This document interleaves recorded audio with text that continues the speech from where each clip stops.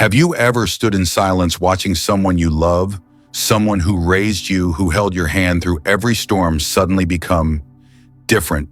Not because of a specific diagnosis, not because of a stroke or a sudden illness, but because of something small, something quiet that's beginning to change.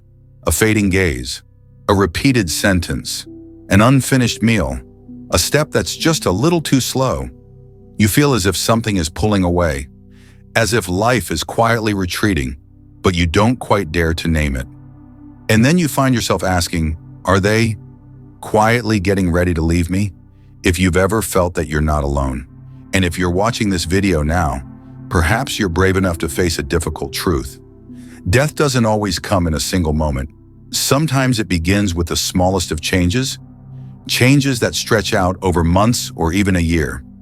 Most people believe that when the elderly pass away, it happens suddenly. A heart attack, a fall, a sleep from which they never wake. But the truth is rarely that dramatic. The body has its way of whispering its final messages. Warnings gentle but clear if we're quiet enough to hear them. They're not death signs meant to frighten. They are biological, emotional, and behavioral signals, showing that the body may be entering the final stage of its long journey. In today's video, I'll walk with you through the 5 early common and often overlooked signs that may show an older adult is entering their final year. Not to scare you, not to cause unnecessary worry, but so you can be ready, so you can love deeply and walk beside them fully during this sacred time. Because for many people, for many families, realization only comes too late.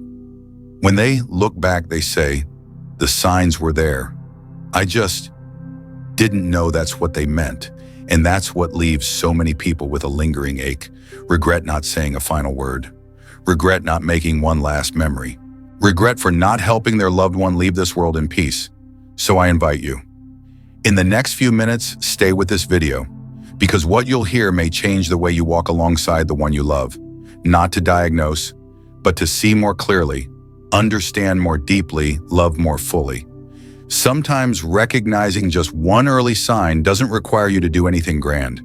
It may simply mean rearranging your schedule to spend more time with your parent, holding a hug a little longer because you know time is quietly slipping away, saying the words you've held back because tomorrow may be too late. And please remember, knowing ahead of time doesn't make the loss any easier, but it does allow you to live more fully through every last moment together. We'll go through each sign one by one, and I'll help you understand why did it happen, how it's different from just old age, and what you can do to support your loved one without hurting their dignity. If you find this video meaningful, don't forget to hit like, share, and subscribe. Not for me, but for someone out there who might need this reminder right when it matters most. And if you're still watching, please leave a comment below. Type 1 if you're currently walking this path with an aging loved one. Type 0 if you've been through loss and understand how priceless each shared moment is. I will read every comment, because to me, your presence, your words, your story mean everything. Thank you for staying this far. And one final truth, though hard to say, must be said. Death rarely knocks without warning. Sometimes it arrives in silence, a slow, gentle retreat. Like a candle nearing its end, the light is still there, but the flame is shrinking, little by little. Many of us, when we finally look back, have broken down in tears and said, if only I had noticed earlier, if only I had known that it wasn't just old age, because these signs aren't loud. They don't shock you, they just shift quietly bit by bit until one day they've grown too big to ignore skipping lunch because they don't feel hungry, sleeping for 3 hours straight in the afternoon without waking, repeating a question in the evening they already asked that same morning. At first you might think it's probably just a phase, but when these things become more frequent, that might be the body beginning to prepare for something we don't want to name.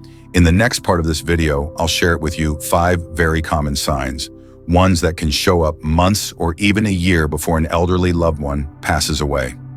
I won't speak in complicated medical terms.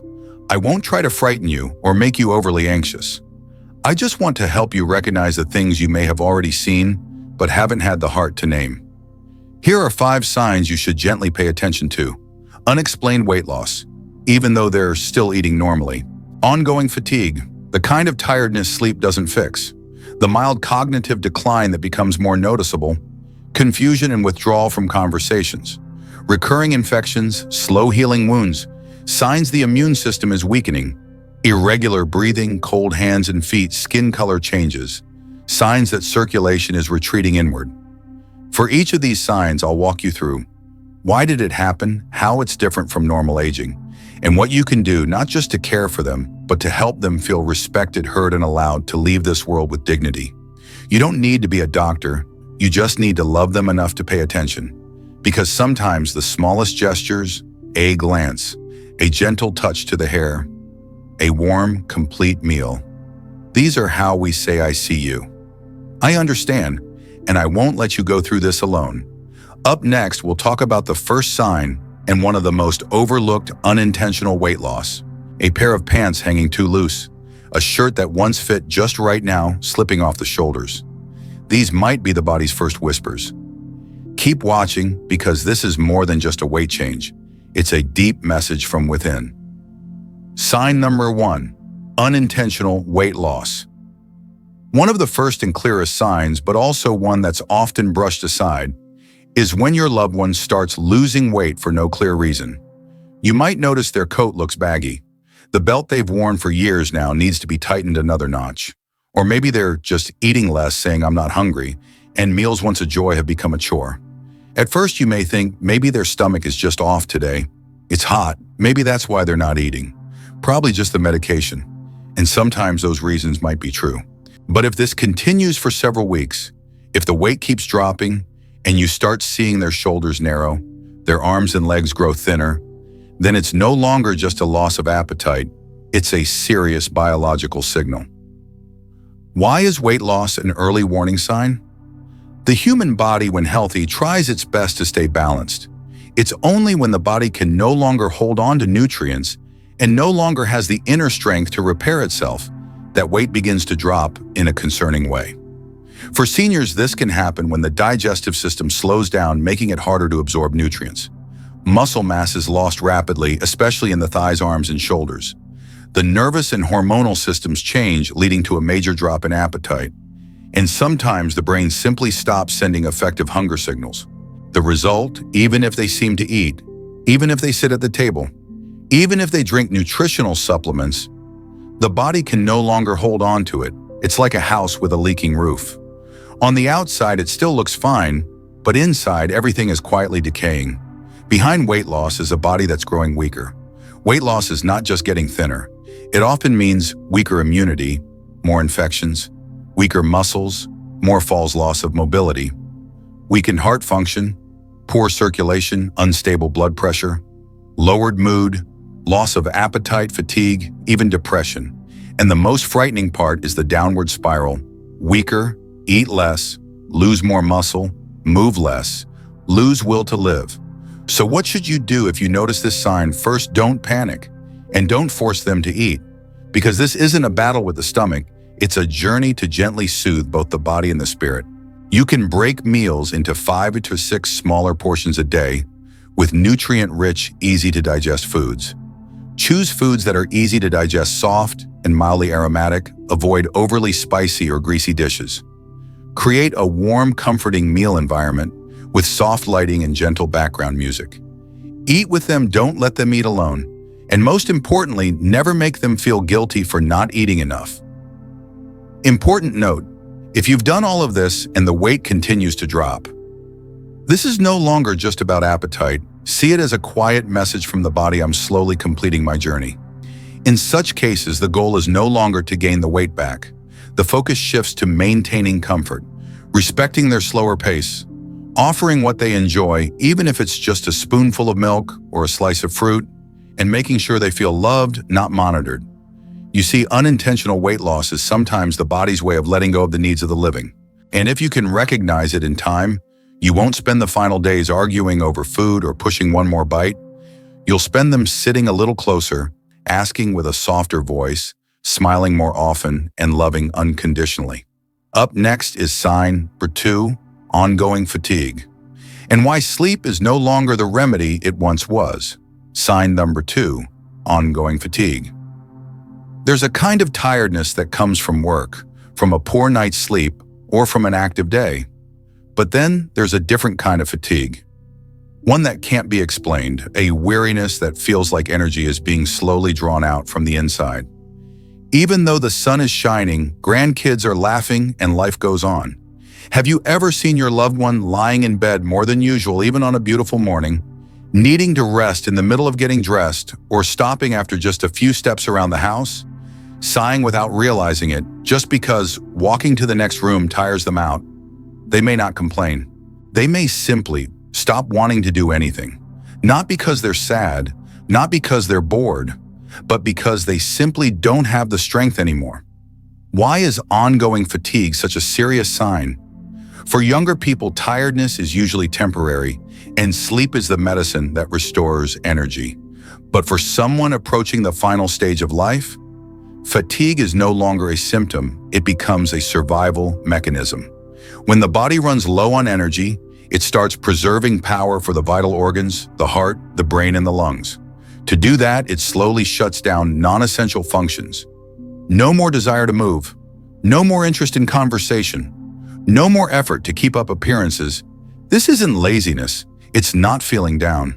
It's the body's natural way of saving what little strength is left, preparing quietly for its retreat. The domino effect of fatigue. When the body is tired, they eat less, leading to quicker weight loss. They move less, raising the risk of bed sores. They speak less, which can lead to depression or memory issues. They withdraw, and family members may think they're being difficult or stubborn. But the truth is, it's not that they don't want to talk. It's just that every time they open their mouth, it takes too much energy. They're not being cold or distant. Their mind is simply slowing down, and keeping up with a conversation can feel overwhelming. The first and most important thing is to stop expecting.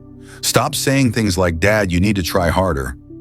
"Mom, you can't just lie in bed all day. You have to go for your morning walk or you'll get weaker." They know. But in that moment when you ask them to do something, they feel like they've let you down. And that feeling at the end of life brings a weight heavier than physical exhaustion. So try changing just a little. If they can't go to the garden, bring a few potted plants to the window. If they don't want to go out to eat, sit beside them and share a small meal. If they don't feel like talking, hold their hand and sit with them in silence. Your presence and stillness can be the most powerful way to walk with them. You should also know fatigue isn't just physical. When an older person becomes aware that their body is changing, they know what's coming. And that quiet awareness, though unspoken, takes a heavy emotional toll. You might see them sigh more, get irritable, tear up easily, or go completely silent. All of it is the language of fatigue. Not to make you sad, but to help you understand they need you, but they don't need you to fix them. They just need you to be there, with patience and unconditional love. A small reminder: let them sleep more if that's what they want. Let them do nothing without feeling guilty about it. Be gentle, go slow. Don't expect them to bounce back, because maybe their body is saying goodbye. One small step at a time. Now we come to sign number 3, mild confusion and disorientation, and why the brain too has its way of stepping back. Sign number 3, mild confusion and disorientation. Have you ever heard your loved one ask the same question over and over, just minutes apart? Have you seen them get confused in their own home, mix up a grandchild's name, forget what day it is, or look at you for a long moment like they're searching for a familiar face from memory? If so, please don't assume it's just normal forgetfulness, because sometimes this is the brain's quiet way of beginning to step away. As a person nears their final year, changes in brain function don't arrive like a thunderclap. They come in tiny ways, misplacing their glasses, going quiet mid-conversation, losing interest in news, music, or favorite foods they once loved. You might think, maybe she's just sleepy today, or maybe he's just deep in thought. But if you pay close attention, these disconnect moments are becoming more frequent, lasting longer, and going deeper. Why does memory decline as death approaches? The brain uses a massive amount of energy, about 20% of the body's total supply. And when the entire system starts shifting into energy conservation mode, the brain is one of the first to be affected. As circulation weakens, less oxygen and glucose reach the brain. Focus, memory, and orientation begin to fade. The result, cognitive disorientation, emotional detachment, and a quiet sense of being lost inside one's own home. Common signs include calling grandchildren by the wrong names, even if they never did before, not remembering what they ate that morning, confusing day with night, responding slowly or off-topic to questions, showing little reaction to happy or sad stories. Some people are completely alert for one moment, then a few hours later seem foggy again, asking questions they just asked earlier. This is known as lucid intervals, brief moments of clarity in a mind slowly fading into shadow. The emotional toll on loved ones. It's heartbreaking when you sit beside your mother telling old stories and she just nods vaguely. You call your father, but he stares into the distance as if he doesn't hear. You see the once cheerful grandpa now quiet or irritable for no clear reason. It feels like you're losing someone you love while they're still alive. But please remember, they're not choosing to pull away. They're simply moving inward to a place where words are no longer the priority and the outside world begins to blur. What can you do instead of trying to pull them back into your world? Step gently into theirs. Sit beside them, hold their hand even in silence. Play an old song. Emotions can remember what the mind forgets. Say their name not to correct but to connect. Speak less but enough for them to feel, someone still remembers me. And above all, never make them feel guilty for forgetting. Don't say, Mom, you already said that. You don't even remember who I am. Please stop asking the same question, because every sentence like that cuts into the last pieces of dignity they're still holding on to. Remember, the brain doesn't shut down all at once. It dims like a sunset, and in that twilight, your loved one is still listening, still feeling, still remembering in a different way. They might not recall what you said yesterday, but they still remember how you look at them today, still feel your hug, still stir inside when you whisper in their ear, I'm still here. Now we come to sign number 4, recurring infections and slow healing wounds, and why even the immune system has its way of saying goodbye. Sign number 4, recurring infections and slow healing. Have you ever seen your loved one struggle with a cold that just wouldn't go away for a whole week? Or a small scratch on their hand, something simple, but it becomes swollen and red and takes a month to fully heal? Have you wondered why a mild urinary tract infection or a light cough just keeps coming back again and again? This isn't just being frail. It's not drafty air or cold food. It may very well be their immune system is slowly letting go. The body, when nearing the end, no longer fights the same way. The immune system is our silent protector. When we're healthy, it fights off bacteria and viruses, heals injuries, and repairs tissues. But as the body enters its final year, energy and nutrients are rerouted to only what is essential. That means even small cuts take longer to heal. Infections come back easily. High fever may no longer appear. Instead, they just grow, quietly more tired. Why are infections and slow healing such important signs? Imagine the immune system as a team of guards protecting a castle. When the master is strong, the guards are many defending every wall. But when the castle is preparing to be handed over to time, the guards begin to thin out. Cracks in the walls go unrepaired, and everything becomes more vulnerable than ever before. Common signs during this stage: lingering colds, chronic coughing, and low-grade fevers with no clear cause. Repeated urinary tract infections over several months. Bed sores on the back, heels, or shoulders. Bruises without clear reason slow to fade. Mouth or gum inflammation, making eating more difficult. A key point to remember: seniors often don't spike high fevers when infected. The first signs may be confusion, disorientation, a sudden silence. These are the body's quiet alarm bells. How might your loved one feel at this stage? They may become irritable, withdrawn, or emotionally closed off. Not because they're angry at you, but because every time a sore hurts, they feel like they're becoming a burden. They may not say it, but you'll see it in the way they look away when you ask, Dad, does it hurt, Mom? Would you like me to put some ointment on that? And they quietly reply, it's okay, just leave it, it'll go away. But it doesn't, and deep down they know it won't. So what should we do instead of focusing only on killing bacteria or healing everything? Shift your focus to gentle care. Focus on comfort. Focus on kindness. Wash their body daily with warm water, slowly, softly. Keep their skin dry and clean. Use soft pillows to relieve pressure points. Offer water, often don't wait for them to ask. If infections keep coming back, focus on comfort, not stronger antibiotics. Most importantly, make sure they still feel touched, cared for gently, that the hand applying ointment is one they love, not a stranger's. Because that feeling doesn't just heal the skin, it soothes the heart. The body is telling you, I don't want to fight anymore. I want to rest. And your role now is not to battle illness, but to protect their dignity. Up next, we'll talk about the fifth and final sign, and often changes in breathing and circulation, as the body gently closes the final loop in life's journey. Sign number 5, changes in breathing and circulation. Have you ever noticed that your loved one has begun breathing more slowly, that they pause mid-sentence just to catch their breath, or that sometimes they lie still not breathing, then suddenly gasp in a deep breath?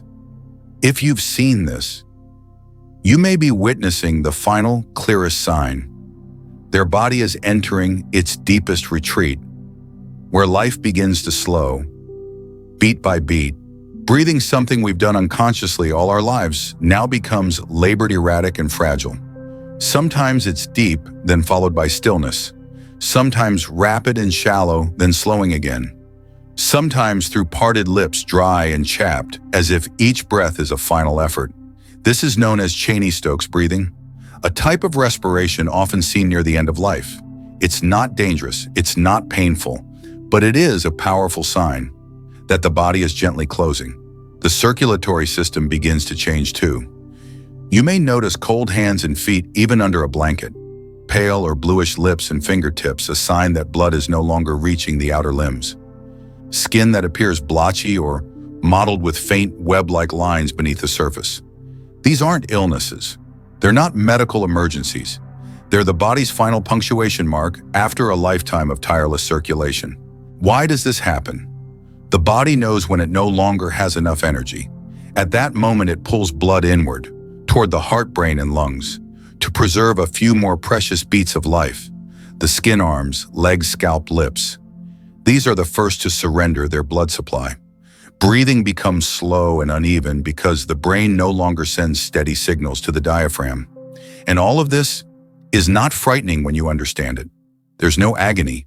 There's no struggle. Just the quiet steps of retreat. How can you help in this moment? Nothing matters more than peace.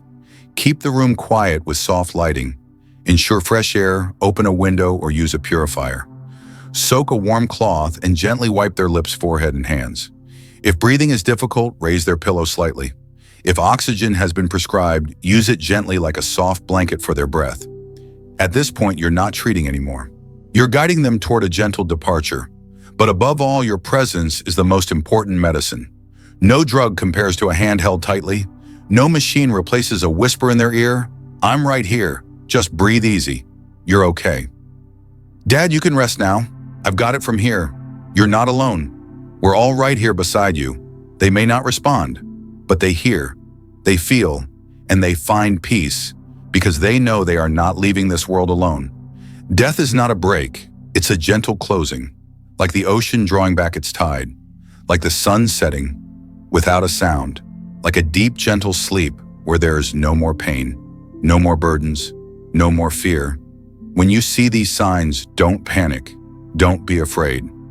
Don't call 911 if your loved one is already receiving end-of-life care, because what they need at that moment isn't more hours to survive, but a few sacred hours to let go.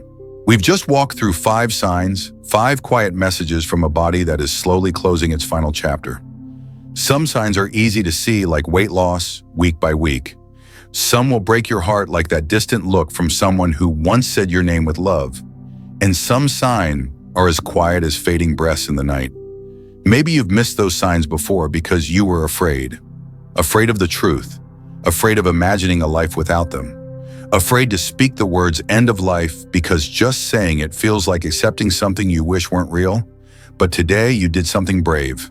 You stayed, you listened, and you faced it. Some may ask, what's the point of knowing these signs? it won't change the outcome. Here's my honest answer. It's not about changing the ending. It's about changing how we walk toward it. You can't stop your loved one from leaving, but you can help them leave in peace, gently knowing they were deeply loved until the very last breath.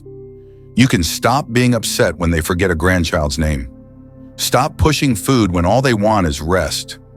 Stop thinking they've given up and understand they're simply tired. Stop living with guilt that you didn't do enough. And then, when that final moment comes, you'll be able to sit by their bed, hold their hand, and whisper, "I understand now. I saw the signs. I'm no longer upset that you sleep so much. I'm not sad when you're quiet. I just want you to know I'm here, and I'm grateful for every minute we had together." Saying goodbye is not just a loss, it's a passing on. Your loved one, when they leave, they don't just leave memories, they leave you with something deeper, a way to live more fully, a reason to treasure a dinner where everyone's present, a reminder to give that tight hug before someone walks out the door, a quiet knowing that every shared day is a gift. And if you're going through this right now or soon will, let me say this to you. You are not alone. Millions of people around the world are walking this same path. They too have been scared, confused, silently crying just like you may be now. But then they understood presence, love, acceptance. These are the three most powerful gifts we can offer when there's nothing else left to do. Coming up next, I'll share one final thing with you, a small but powerful truth, how to turn goodbye into a sacred moment instead of just a painful one. Because the truth is this, we cannot stop someone from leaving, but we can help them go without fear. There's something almost no one tells you. The final hours of a person's life, if cared for with love, can become some of the most beautiful moments. Not because there are no tears, but because in those hours, love becomes pure, without condition, without demands. Have you ever wondered, how do I know I've done enough? How can I help them go without regrets? How do I keep myself from living with guilt later on? The answer isn't in medicine. It's not in how many days you manage to prolong their life. It's in you. This is what I want to share, one final truth. The moment of parting does not have to be chaotic. It can be sacred. When your loved one is tired, when the signs are clear, when you feel time thinning like a fragile thread, choose peace, not panic. Choose presence, not resistance. What can you do in those final hours? Turn off the TV, dim the lights, play soft music, maybe a song they once loved. Gently wipe their face with a warm cloth. Hold their hand lightly but firmly. And if you can whisper, "I'm here, I love you. Don't worry about anything. I know you're tired. Just breathe slowly, okay?" You don't need to cry loudly. You don't need to hold on. Just let them know that it's okay to go. They don't have to carry any more worries. And if they've already gone, don't ask yourself, "What did I do wrong?" Instead ask, did they know they were loved in their final moments? Did they see a familiar face? Did they hear a familiar voice? Did they feel not alone? If the answer is yes, then you did it right. And no one can take that sacred moment from your heart. And if you're still here, I want to thank you. Thank you for being brave enough to watch this entire video. Thank you for loving someone enough to want to understand, even as they prepare to leave. Thank you for becoming the keeper of peace in someone's final chapter. If you've gone through this or are preparing to, please leave a comment below. Type 1 if you're currently walking alongside a loved one. Type 0 if you've witnessed a passing and want to help someone else go through it with more peace. And if you feel this video deserves to be shared, please hit like, share, and subscribe. Because someone out there right now may need a quiet reminder that they are not alone. Thank you, and I'll see you in the next video.